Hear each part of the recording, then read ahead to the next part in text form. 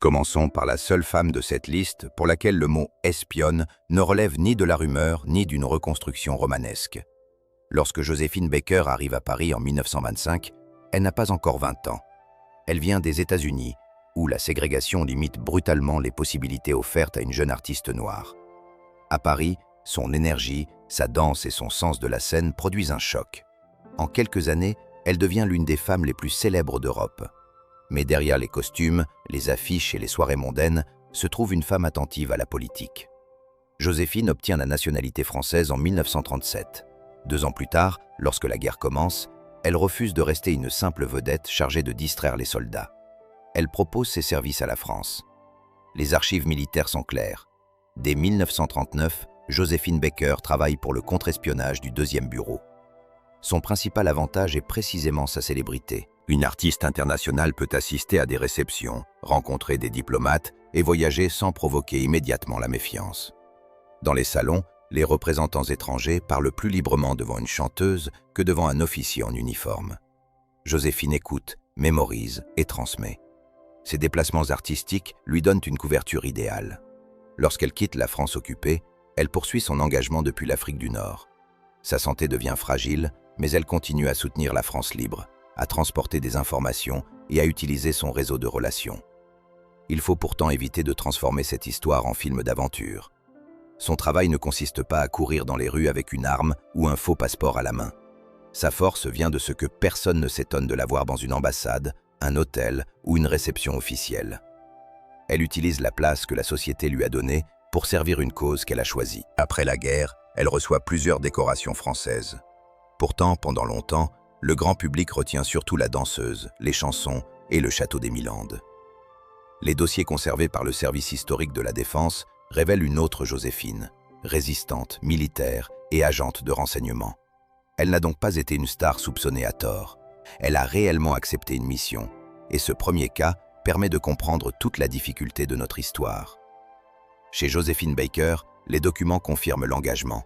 Chez d'autres actrices, les archives ne montrent qu'une liaison, une fréquentation ou une proximité avec le pouvoir. La prochaine femme n'a jamais travaillé pour la France libre. Elle a aimé un officier allemand qui deviendrait plus tard diplomate, et cette relation a marqué sa réputation jusqu'à la fin de sa vie. Arletty appartient à l'histoire du cinéma français. Son visage, sa voix et sa manière de lancer une phrase sont immédiatement reconnaissables. À la fin des années 30, elle triomphe dans Hôtel du Nord, puis dans Le jour se lève. Pendant l'occupation, elle tourne dans Les Enfants du paradis, qui deviendra l'un des monuments du cinéma national. Mais au même moment, sa vie privée la place au cœur d'une affaire politique. Arletty rencontre Hans-Jürgen Söring, officier de la Luftwaffe affecté à Paris. Il est allemand, proche des cercles militaires et juridiques du Reich. Leur relation n'est pas une invention de la presse. Elle est connue, assumée et suivie par les autorités. Dans une capitale occupée, aimer un officier ennemi ne peut jamais rester une affaire entièrement privée.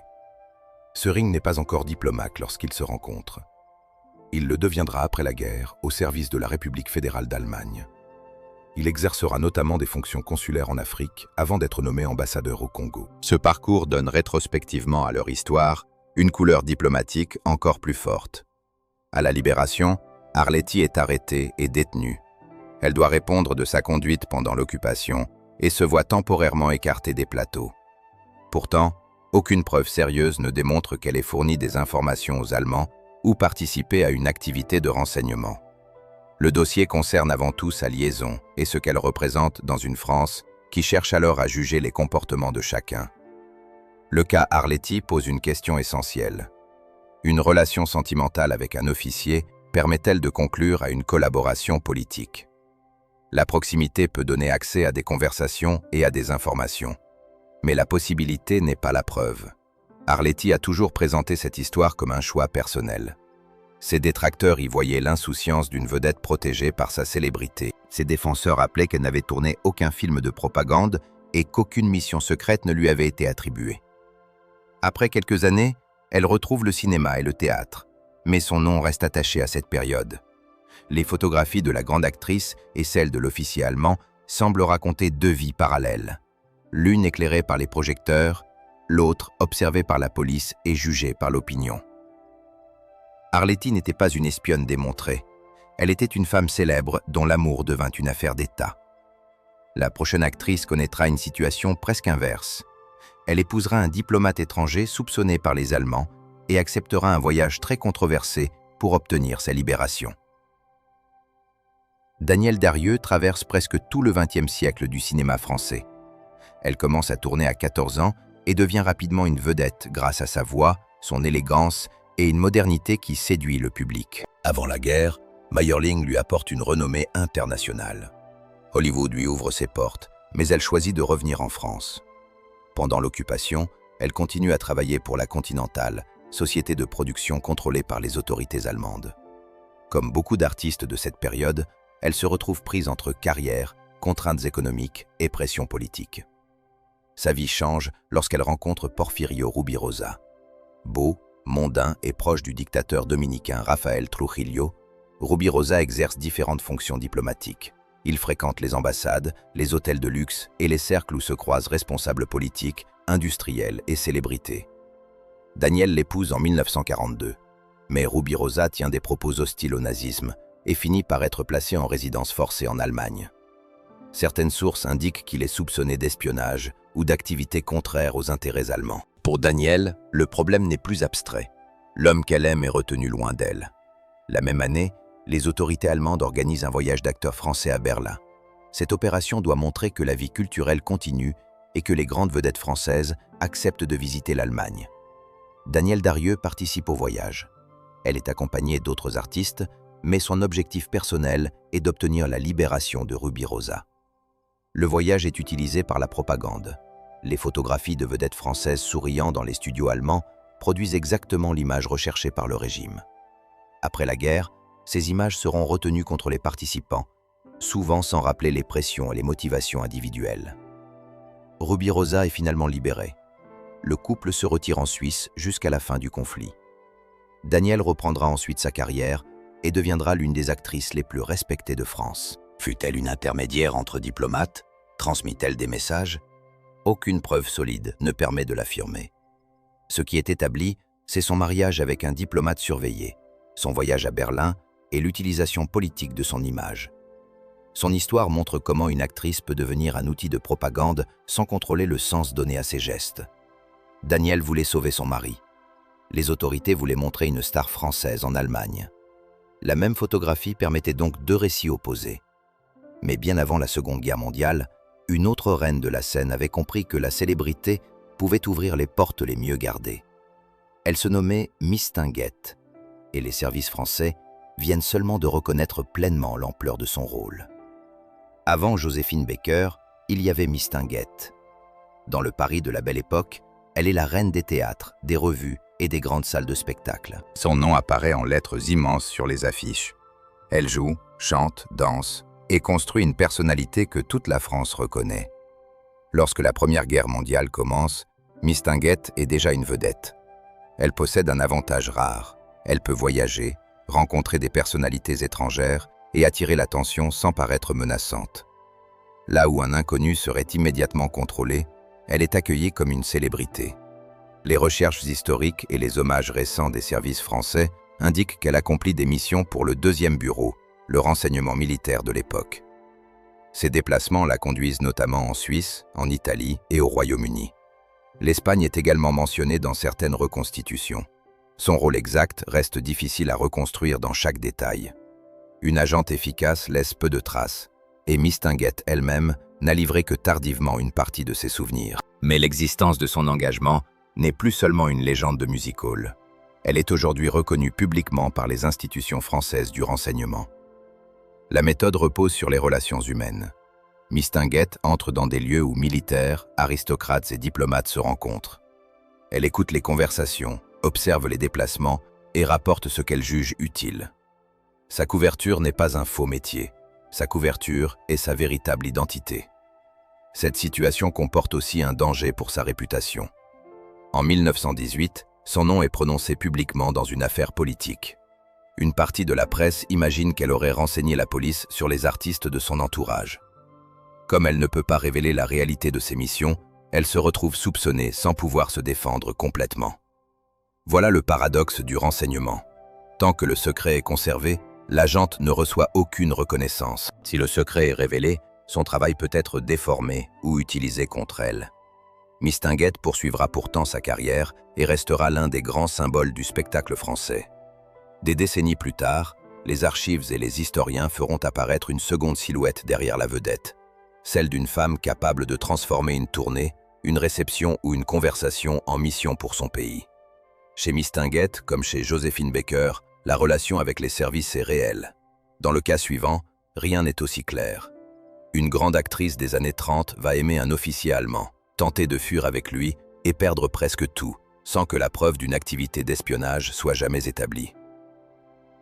Dans les années 30, Mireille Balin possède l'un des visages les plus célèbres du cinéma français. Elle joue avec Jean Gabin dans Pépé le Mocco et Gueule d'amour. Sa beauté froide, son regard et son élégance en font une figure idéale pour les drames de l'époque. Les magazines la photographient comme une femme inaccessible. Avant la guerre, elle partage pendant plusieurs années la vie du chanteur Tino Rossi. Puis l'occupation bouleverse son existence. Dans les milieux mondains de Paris, elle rencontre Birl Debock, jeune officier autrichien servant dans la Wehrmacht. Certaines biographies situent leur rencontre dans l'environnement de l'ambassade allemande. La relation devient sérieuse. À mesure que la défaite allemande se rapproche, la situation de Mireille devient dangereuse. Pour beaucoup de Français, une actrice vivant avec un officier ennemi ne peut être considérée comme innocente. Les rumeurs dépassent rapidement les faits. On parle de collaboration, de privilèges et parfois d'informations échangées. Pourtant, aucun élément solide ne permet de présenter Mireille Balin comme une agente allemande. Elle n'occupe aucune fonction officielle. Aucun réseau de renseignement n'est démontré. Ce qui est certain, c'est qu'elle reste auprès de Debock et qu'ils tentent de quitter la France ensemble à la fin de l'été 1944. Ils sont arrêtés près de la frontière italienne. Mireille est séparée de l'homme qu'elle aime et détenue. Elle est maltraitée au cours de cette période, puis transférée à Fresnes. Elle sera finalement libérée, mais sa carrière ne se remettra jamais réellement du scandale. La sanction sociale est plus durable que la décision judiciaire. Les producteurs hésitent, le public a changé. La grande star de Pépé le Mocco ne retrouve pas sa place. Elle tourne encore, mais disparaît progressivement des écrans et termine sa vie loin du prestige qui l'entourait avant la guerre. Son histoire ressemble à celle d'Arletty, mais avec une différence essentielle. Arletty possède une personnalité publique suffisamment forte pour revenir. Mireille Balin, elle, est engloutie par l'image de la femme ayant choisi le mauvais camp, même si aucune preuve d'espionnage ne vient compléter l'accusation. Un amour peut-il devenir une faute politique? Pendant l'occupation, la réponse donnée par la société est souvent oui. Mais l'historien doit continuer à distinguer la proximité, la collaboration et le renseignement. Ces trois réalités peuvent se croiser. Elles ne sont pas identiques. Mireille Balin fréquentait un officier allemand. Cela suffit à détruire son image. Cela ne suffit pas à faire d'elle une espionne. La prochaine actrice sera encore plus proche du centre politique de l'occupation. Elle grandira dans l'entourage d'un futur ambassadeur allemand et sera entraînée par son père dans le monde de la collaboration. À la veille de la guerre, Corinne Nucher semble promise à une immense carrière. Elle est jeune, moderne et parle parfaitement anglais. Son interprétation dans Prison sans barreaux attire l'attention jusqu'à Londres. Certains observateurs la présentent comme une future grande star européenne. Mais Corinne n'est pas seulement une actrice. Elle est la fille de Jean Lucher, journaliste influent, partisan d'un rapprochement franco-allemand qui deviendra l'un des visages de la collaboration. Depuis son adolescence, elle grandit dans un univers où se rencontrent journalistes, industriels, responsables politiques et représentants allemands. Parmi les proches de la famille figure Otto Abetz. Avant la guerre, il se présente comme un défenseur du dialogue culturel entre la France et l'Allemagne. Sous l'occupation, il devient ambassadeur du Reich à Paris et l'un des principaux organisateurs de l'influence allemande en France. Corinne connaît donc le futur ambassadeur bien avant son installation officielle. Elle assiste à des réceptions et bénéficie de la position de son père dans le Paris occupé. Sa présence dans ces cercles nourrit l'image d'une jeune femme protégée, vivant dans les fêtes alors qu'une grande partie du pays subit les privations et la répression. Mais là encore, il faut employer les mots exacts. Corinne Lucher est compromise par son milieu, par les choix de son père et par sa proximité avec l'ambassade allemande. Cela ne démontre pas qu'elle ait été recrutée comme agente ou qu'elle ait transmis des renseignements. Sa santé est déjà fragile. La tuberculose interrompt sa carrière et réduit progressivement ses possibilités. À la Libération, elle est arrêtée, jugée est frappée d'indignité nationale. Son père, en revanche, est condamné pour son rôle majeur dans la collaboration.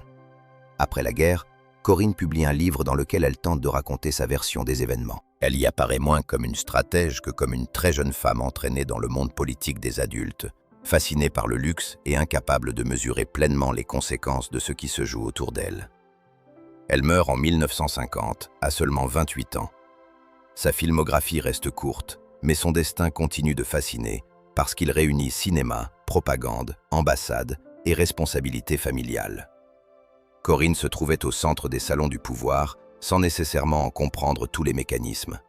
Elle connaissait les hommes qui prenaient les décisions. Elle partageait leur table. Mais connaître les acteurs d'un système ne signifie pas diriger ce système. Dans la prochaine histoire, une actrice plus âgée comprend très tôt le danger nazi. Au lieu d'utiliser sa notoriété pour se rapprocher de l'occupant, elle s'en sert pour lui répondre à la radio et rejoindre la résistance. Françoise Rosé n'a jamais correspondu à l'image traditionnelle de la jeune vedette fragile. Actrice de théâtre, de cinéma et parfois chanteuse, elle construit une carrière fondée sur l'autorité, l'intelligence et une présence exceptionnelle. Son parcours s'étend sur plus de 60 ans. Dans les années 30, elle travaille avec son mari, le réalisateur Jacques Feder, et tourne dans plusieurs pays. Cette carrière internationale lui permet d'observer de près les milieux culturels allemands et certains responsables du régime nazi. Elle comprend rapidement que le cinéma et la radio sont devenus des armes politiques. En 1939, avant même l'invasion de la France, Françoise Rosé s'adresse à plusieurs reprises aux femmes allemandes à la radio. Elle les appelle à réfléchir aux conséquences de la politique d'Hitler. Ces interventions provoquent des réponses venues d'Allemagne. L'actrice n'est plus seulement une artiste, sa voix participe désormais à la guerre de l'information. Lorsque les troupes allemandes entrent en France, elle doit partir. Pendant l'occupation, elle rejoint un réseau de résistance tout en continuant à travailler lorsque cela reste possible. À la fin de 1942, menacée d'arrestation, elle quitte la France, passe par la Tunisie et gagne Alger puis Londres. Dans la capitale britannique, elle participe aux activités de soutien à la France libre et intervient sur les ondes. La BBC joue alors un rôle essentiel. Elle permet d'adresser des informations et des messages à une population soumise à la censure allemande. Une voix connue possède une force particulière. Le public reconnaît immédiatement l'artiste et comprend que son engagement n'est pas une déclaration anonyme. Françoise Rosé n'est pas une espionne au sens classique. Rien n'indique qu'elle ait été chargée de voler des documents dans une ambassade. Son arme est la parole. Sa connaissance des milieux allemands, son réseau international et sa célébrité servent la résistance et la propagande alliée. Après la guerre, elle reprend une carrière impressionnante en France et à l'étranger. Elle joue avec les plus grands acteurs de plusieurs générations. Pourtant, son engagement politique reste moins célèbre que ses rôles. Son cas élargit notre sujet. Le renseignement ne repose pas uniquement sur des agents clandestins. Une guerre se livre aussi par les informations, les symboles et les voix capables de franchir les frontières. Françoise Rosé savait que le prestige d'une actrice pouvait donner du poids à une phrase. Elle choisit donc d'utiliser sa célébrité contre le régime qui tentait de contrôler la culture européenne. Une autre artiste suivra un chemin proche. Elle quittera la scène pour rejoindre la France libre, deviendra la première interprète d'un chant appelé à symboliser la résistance et accompagnera les combattants jusqu'à la fin de la guerre. Germaine Sablon naît dans une famille de musiciens. Elle commence très jeune à chanter, puis apparaît dans le cinéma muet avant de poursuivre une double carrière d'actrice et d'interprète. Dans l'entre-deux-guerres, son nom est connu du public français, même si son frère Jean Sablon devient encore plus célèbre à l'étranger. Sa vie personnelle et son engagement politique sont liés à l'écrivain Joseph Kessel, dont elle partage longtemps l'existence. Lorsque la France est occupée, Germaine accueille Kessel et son neveu Maurice Druon. Tous trois se rapprochent des réseaux de résistance. Germaine ne se contente pas d'observer. Elle participe à la lutte clandestine, aide ses proches et doit finalement quitter la France. Son voyage vers l'Angleterre passe par l'Espagne et le Portugal, itinéraire emprunté par de nombreux résistants qui cherchent à rejoindre Londres. Une fois arrivée, elle s'engage dans la France libre. En 1943, elle interprète pour la première fois Le Chant des partisans, écrit par Joseph Kessel et Maurice Druon sur une mélodie d'Anna Marley. La chanson devient rapidement l'un des symboles de la résistance française. Nous ne reproduirons pas ici ses paroles. Ce qui compte, c'est la fonction qu'elles remplissent. Diffusée depuis Londres, la musique relie ceux qui combattent dans l'ombre. Elle donne un signe de reconnaissance, une énergie commune et le sentiment que la France occupée n'est pas seule. Germaine Sablon poursuit ensuite son engagement comme infirmière au sein d'une unité sanitaire liée aux forces françaises libres. Elle accompagne les opérations en Italie, puis en France. La vedette des années 30 est désormais au plus près des réalités de la guerre. Après la libération, elle reçoit la médaille de la Résistance, la Croix de guerre et la Légion d'honneur. Pourtant, comme pour Joséphine Baker, son activité clandestine et militaire est longtemps moins connue que sa carrière artistique. Germaine n'était pas une diplomate. Elle n'était pas non plus une espionne chargée de séduire un responsable étranger. Elle appartenait à un réseau humain dans lequel circulaient messages, itinéraires, contacts et informations. Sa voix permettait de toucher ce qu'aucun courrier officiel ne pouvait atteindre. Sa présence dans cette liste rappelle donc une vérité. Les artistes ne furent pas seulement surveillés ou utilisés. Certaines prirent elles-mêmes position et mirent leur réputation au service d'un combat. Après la guerre, le monde se divise à nouveau. Le rideau de fer remplace l'occupation. Les ambassades et les services secrets observent désormais les déplacements entre l'Est et l'Ouest. Une actrice française d'origine russe va vivre pendant 10 ans entre Paris et Moscou, aux côtés de l'un des artistes les plus difficiles à contrôler de l'Union soviétique. Marina Vladi, née en France dans une famille d'artistes russes ayant quitté leur pays après la Révolution. Avec ses sœurs, elle grandit entre plusieurs langues et plusieurs cultures. Dès l'adolescence, elle apparaît au cinéma. Dans les années 50 et 60, elle devient une star européenne et reçoit un prix d'interprétation au Festival de Cannes. En 1967, lors d'un séjour en Union soviétique, elle rencontre Vladimir Vyssotsky. Acteur du théâtre de la Taganka, poète et chanteur, Vyssotsky possède une popularité immense. Ses chansons circulent sur des enregistrements copiés de main en main, car les institutions soviétiques refusent longtemps de les publier officiellement. Marina et Vladimir se marient à la fin des années 60. Leur couple doit alors vivre entre deux systèmes. Elle travaille en France. Lui reste à Moscou. Chaque voyage exige des autorisations. Chaque sortie d'Union soviétique dépend d'une administration capable de fermer la frontière sans explication. Vyssotsky n'est pas un dissident officiel, mais ses textes irriguent le pouvoir. La presse contrôlée l'attaque, la télévision l'ignore et les autorités limitent la diffusion de son œuvre. En même temps, certains hauts responsables apprécient secrètement ses chansons. Cette contradiction lui offre parfois une protection, sans jamais lui garantir une véritable liberté. Marina joue un rôle essentiel. Sa nationalité française, sa célébrité et ses relations facilitent certains déplacements de Vyssotsky. Grâce à elle, il découvre Paris, les États-Unis et des artistes exilés que le pouvoir soviétique regarde avec méfiance. Le couple traverse ainsi le rideau de fer dans les deux sens. Cela suffit pour faire naître les soupçons. Une actrice française arrivant régulièrement à Moscou, rencontrant des artistes contestés et repartant vers l'Occident, ne peut échapper à l'attention des autorités. Mais nous devons rester précis. Aucune preuve sérieuse ne permet d'affirmer que Marina Vladi travaillait pour un service français, soviétique ou étranger. Elle était avant tout une épouse, une artiste et un lien vivant entre deux univers. Sa position lui donnait accès à des conversations et à des personnes difficiles à approcher. Ce potentiel intéresse naturellement les services de renseignement, mais un intérêt possible n'est pas un recrutement démontré. Après la mort de Vyssotsky en 1980, Marina raconte leur histoire dans un livre.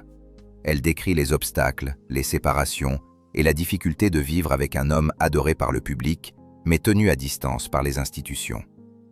Son bloc n'est donc pas celui d'une espionne démasquée, c'est celui d'une femme placée au milieu de la guerre froide, observée parce que son amour et son passeport franchissaient une frontière politique. Notre dernière histoire nous ramène quelques années en arrière, au Maroc sous protectorat français. Une jeune actrice y rencontre le fils d'un pacha extrêmement puissant, l'épouse dans le secret et entre dans une famille au cœur de la lutte pour l'indépendance. Pour plusieurs générations de Français, Cécile Aubry reste associée à Belle et Sébastien. Elle en écrit les histoires, dirige la série et confie le rôle principal à son fils Mehdi. Mais avant de devenir écrivaine et réalisatrice, elle fut une jeune actrice promise à une carrière internationale. À la fin des années 40, son visage attire les producteurs. Elle obtient le premier rôle de Manon, réalisé par Henri-Georges Clouzot, puis par Tourner la Rose Noire, une production internationale avec Tyrone Power. Une partie du tournage se déroule au Maroc. C'est là qu'elle rencontre Si Brahim El Glaoui. Il n'est ni acteur, ni simple notable local. Il est le fils de Tami El Glaoui, pacha de Marrakech, est l'un des hommes les plus puissants du Maroc sous protectorat français. La famille contrôle un immense réseau politique et territorial. Elle entretient des relations étroites avec les autorités françaises. Tammy El Glaoui s'oppose au sultan Mohamed V et soutient pendant un temps la politique française qui conduit à son exil. Lorsque le mouvement indépendantiste l'emporte, l'équilibre du pouvoir se renverse. L'indépendance du Maroc approche et la position de la famille El Glaoui devient de plus en plus fragile. Au milieu de cette crise historique, Cécile et Brahim entretiennent une relation soigneusement cachée. Leur mariage n'est rendu public que tardivement. En 1956, après la fin du protectorat et la mort du pacha, Brahim se réfugie en France et épouse Cécile peu avant la naissance de leur fils. Pourquoi tant de secrets? Il existe des raisons familiales, sociales et politiques. Une actrice française liée au fils d'un pacha engagé aux côtés du protectorat se trouve inévitablement au croisement de plusieurs mondes: cinéma international, administration coloniale, aristocratie marocaine et diplomatie française. Mais aucune preuve ne fait de Cécile Aubry une agente de renseignement. Sa présence dans cette histoire repose sur la proximité avec un centre de pouvoir et sur le silence qui a entouré son mariage. Ce silence a nourri le mystère, mais le mystère ne doit pas être transformé en accusation. Cécile abandonne progressivement sa carrière d'actrice. Elle se consacre à l'écriture et à la télévision. Avec Polly, puis Belle et Sébastien, elle crée un univers très éloigné des palais, des protectorats et des calculs diplomatiques. Son fils devient le visage de ces histoires, tandis que l'identité de son père reste longtemps peu connue du public. Nous avons maintenant traversé 10 destins. Joséphine Baker et Mistinguett ont réellement travaillé pour le renseignement français. Françoise Rosé et Germaine Sablon ont mis leur voix et leur célébrité au service de la résistance. Arletty et Mireille Balin ont payé leurs relations avec des officiers allemands. Daniel Darieux a épousé un diplomate soupçonné par les nazis. Corinne Lucher a grandi dans l'entourage d'un ambassadeur et d'un père collaborateur. Marina Vladi a vécu entre Paris et Moscou, au cœur des tensions de la guerre froide. Cécile Aubry est entrée dans une famille liée au pouvoir colonial et à la diplomatie française. Toutes ont fréquenté des hommes capables d'ouvrir des frontières, de fermer des carrières ou de faire inscrire un nom dans un dossier. Mais toutes n'étaient pas des espionnes. C'est précisément là que commence le vrai travail de l'histoire. Séparer une mission prouvée d'une rumeur, une relation privée d'une collaboration et une photographie prise dans une ambassade d'un acte de trahison. Les actrices vivaient sous les projecteurs. Ceux qui les observaient travaillaient dans l'ombre.